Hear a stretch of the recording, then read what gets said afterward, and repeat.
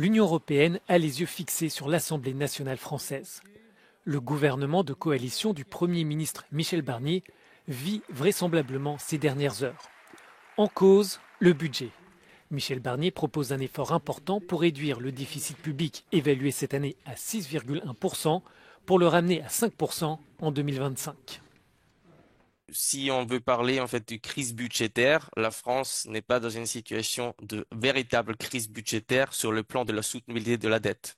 Le risque qu'on a simplement, c'est plutôt si la crise politique se prolonge pendant plusieurs années, on n'arrive pas du tout en fait de rectifier en fait une trajectoire budgétaire qui, je pense que sur le long terme, n'est pas très soutenable.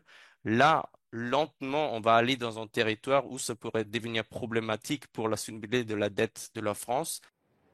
Michel Barnier est sous pression nationale, mais aussi sous pression européenne, pour amener la France dans les clous du pacte de stabilité et de croissance. Il propose donc un effort de 60 milliards d'euros qui comprend 40 milliards de réduction des dépenses et 20 milliards de recettes supplémentaires. Toutefois, ce n'est pas tant les incertitudes budgétaires qui inquiètent les marchés, mais davantage l'impasse politique.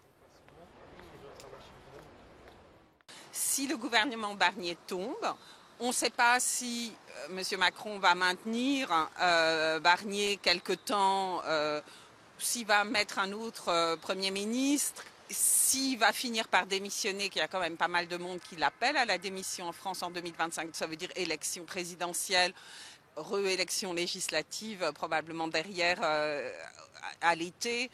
Donc en fait, ça veut dire qu'on est parti pour une séquence, on est devant un semestre entier de spéculation politique, de campagne, etc., où la France sera absente du jeu. Cette instabilité politique française pèsera dans les débats européens.